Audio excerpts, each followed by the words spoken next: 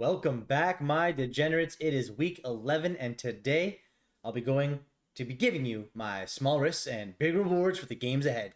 And in today's quick episode, I'll be going through my choices for every game's money line, spread picks, and of course the over and unders.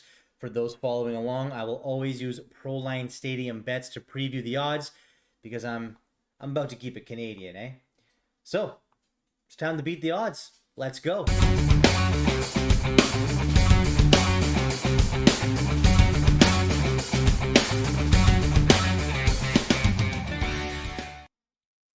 So before we get going, if you could leave a like to support the channel, and if you want to follow along, don't forget to subscribe and hit that notification bell for future videos I'll be putting out. And please let me know, what are your big upsets this week going to be? All right, let's dive right in. Let's pull them up. Boom. Week 1, 2 p.m. Or sorry, week 11, 2 p.m., game 1. The Baltimore Ravens on the road at the Chicago Bears. The over-under of 44.5. I think that you got to give this win to the Ravens. I think that they're just a better team overall. I think that the Bears have looked a lot better in their last few games. Don't get me wrong. And Lamar Jackson may not play right now. He's traveling to Chicago as of my last notification today, Saturday. But he may have some sort of cold or flu illness at the moment. So he's on the he's not going to be participating as of right now, so we'll know tomorrow for certain. But I think if Huntley comes in tomorrow anyways, I think that you put a decent quarterback in play for a good team. I'm usually going to take those odds anyways. However, on the road, I think 6 points is too much. I think they'll win the game, but I don't think they're going to cover the spread of 6 points. So in this game, I'm going to take the Baltimore money line. I'm going to take the Bears covering the 6-point spread, and I'm also going to take the under. I just don't see this game being a super smooth running game for either one of these offenses. So on to game 2. Detroit at Cleveland. Over-under of 42 points. Take the under. First things first, take the under. Again, both these teams have looked to be Detroit's always been struggling. It's been a rough year for them. But they are coming off of a huge not loss last week, which is wild, right? You know, zero losses in November is pretty crazy for them.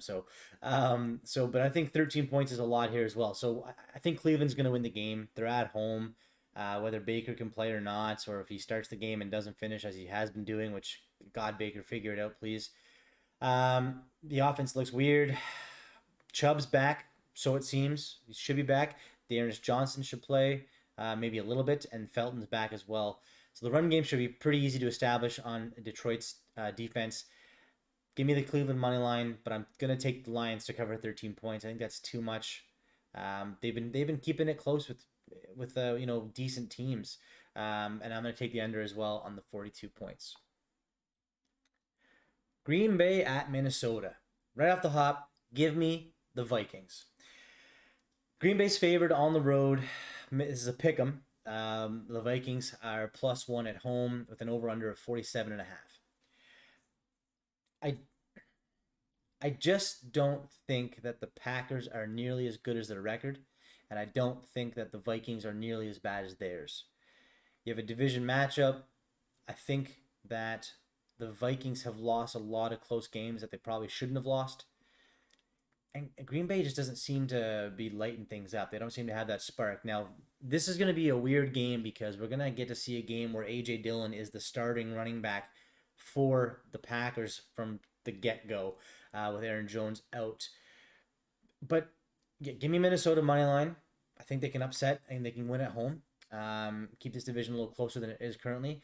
So in that case, obviously give me the spread, and I'm going to take the under as well. So that's 3 unders so far this week, which is very rare for me to be choosing, but because life's too short to bet the under. But yeah, give me Minnesota in that game. Houston at Tennessee. I mean, obviously this game it's Tennessee, pretty easy on the money line. But again, I think, and this seems to be my trend today so far, and it looks as I'm previewing it going forward, it might be the trend for the rest of the day. But 10.5 points in a division game, I think is too much. Tennessee's defense is pretty rough. Their running game is not nearly what it would, what it's normally to be without Mr. Henry, of course. And McNichols is out, so we're going to be relying on AP and Deonta Foreman. I don't think I think 10.5 points is too much, but I am going to take the over. I think that both these defenses are brutal enough that they should at least each probably put up 21 points, and then probably another touchdown and maybe a field goal, right? So I think that Tennessee could win by 10 on a good day, but 10.5 just seems out of reach for me. So I'm going to take that spread, and I'll take the Titans money line. Colts at Buffalo. This should be a good game. Buffalo, coming off their weird loss to Jacksonville last week, they absolutely stomped the Jets, which is what most people expected.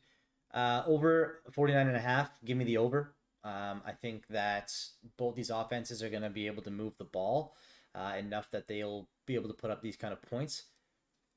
I like Buffalo's money line, but I also like the Colts spread of 7.5. I think they can keep it within a touchdown. Don't get me wrong. I feel like this is probably the game where Wentz does something weird. He fumbles or he gets injured or something. He's going to probably turn the ball over, and Buffalo's going to capitalize on this. And this will probably be another Stephon Diggs game. If Buffalo can get up and they can run the ball, it'll be really easy and good for their running backs right now too. But I don't know. I think that Buffalo should win the game, hands down. But I just think 7 points is too much for a decent AFC competing team in the Colts. So yeah, I'll take their spread. I'll take the over again.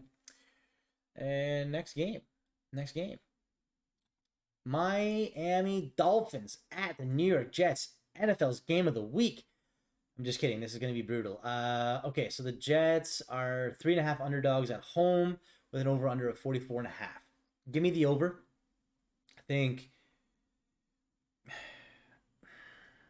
yeah, 44.5 just seems too low. Even though both these offenses seem to be struggling, I can see them putting up points on each other, if that makes any sense. Give me the Jets at home. I don't think that Miami's a good team. I think they have a couple of weird wins. They just don't seem put together at all, which is crazy because their expectations going into this year was so high.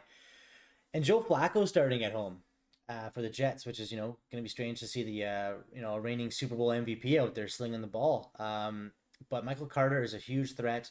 Whether they hand the ball off to him or they get it into his hands through the air, I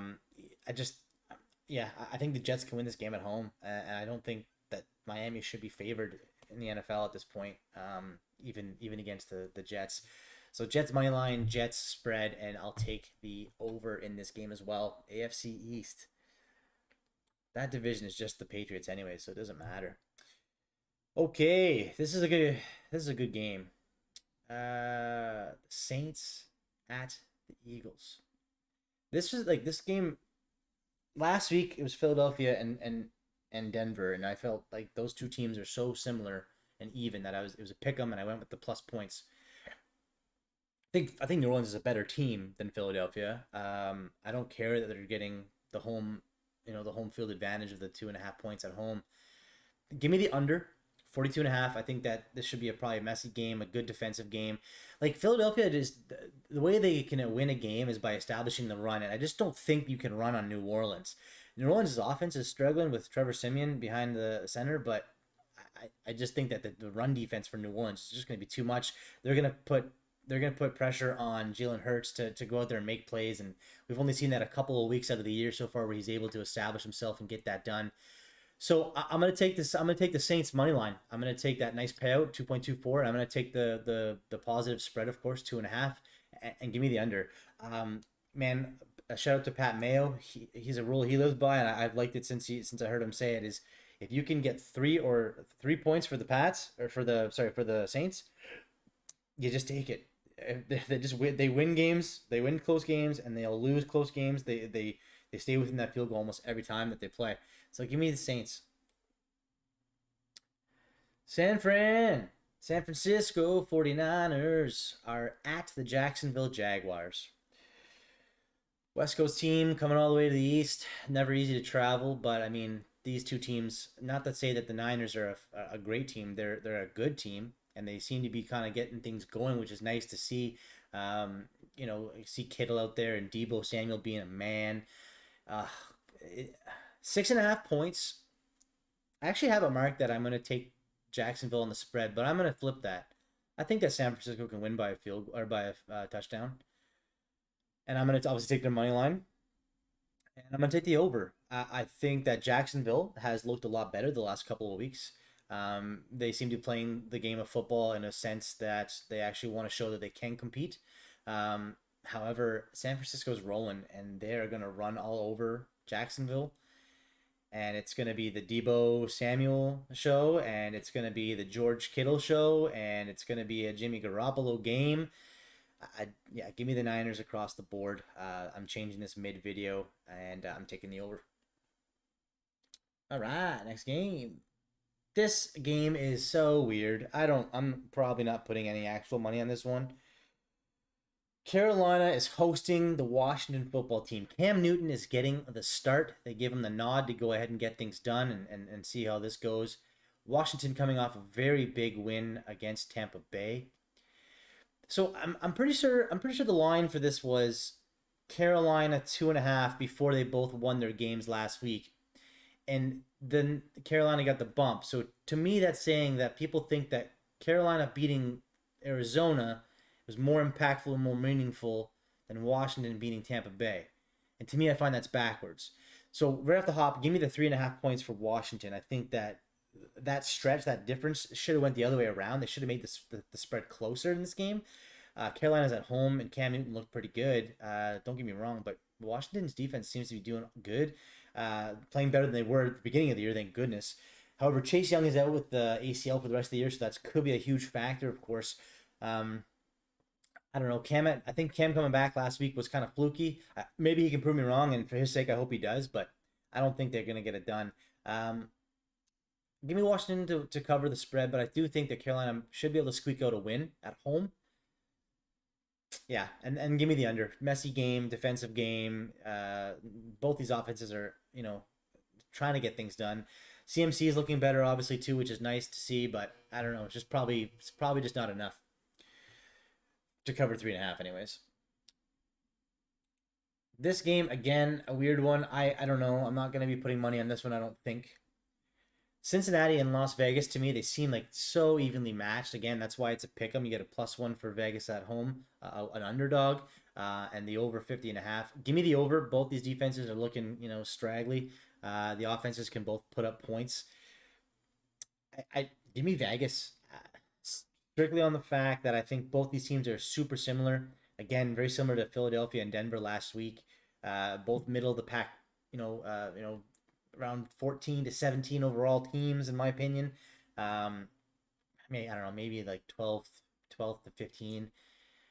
I got to take the points. So if I'm taking the points at 197, give me the money line for 202 and give me the over. Yeah, go Raiders.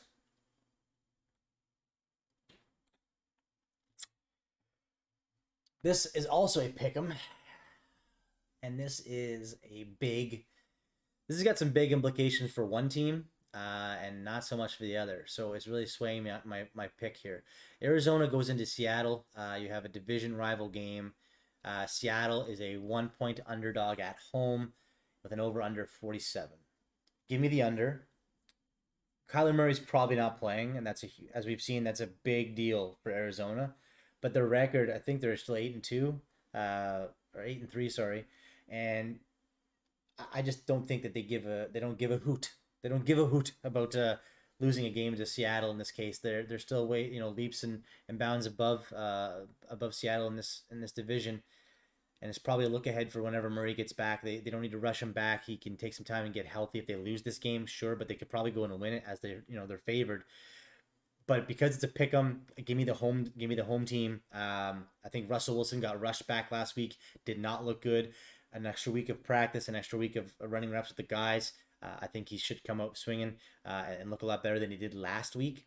I'll take the under again. I just backup quarterback versus recovering injured quarterback. 47 points seems like a lot to hit. But yeah, I'll take Seattle money line. I'll take Seattle spread, and I'll take the under. If Seattle loses this game, their season's over. So they got to play to win. All right. The actual game of the week, which you'd like to see. This is a nice matchup. This is going to be a fun game. This is going to be the game where you're slamming all your stackums. Dallas goes into Kansas City. You have one of the better NFC teams versus one of the arguably one of the better AFC teams. They've struggled for a few earlier weeks, but they've really kind of they've pulled their shit together. To say it one way or the other. But Kansas City looks good. They're favored at home by 2.5, so win by a field goal, which seems pretty doable the way they've been playing. But that being said, I feel that these two teams are so similar that I've got to give the edge to Dallas because their defense is better than Kansas City's defense. The over is 56. That's a lot. Give me the under. I think that's too many points. That's an excitable amount of points. Give me Kansas City to win. Man, I don't know. They got to win by a field goal. They probably can. No, I'll take Kansas City money line, but I'm going to take Dallas to cover. It'll be a very, very tight game. Dallas could easily win this game outright, and you'll see that in my lay it small on the line after. Yeah, Kansas City money line. Oh, I'll make note too. Amari Cooper's out, so that's really swaying my vote on that one too. If he was in, I think I'm slamming the money line for Dallas here, but he's out. That's going to complicate some stuff. Dak loses one pretty good weapon as well. So I'm going to take Kansas City money line. I'm going to take the Dallas spread, and I'm going to take the under of 56. All right, we're getting through it. The Sunday night game.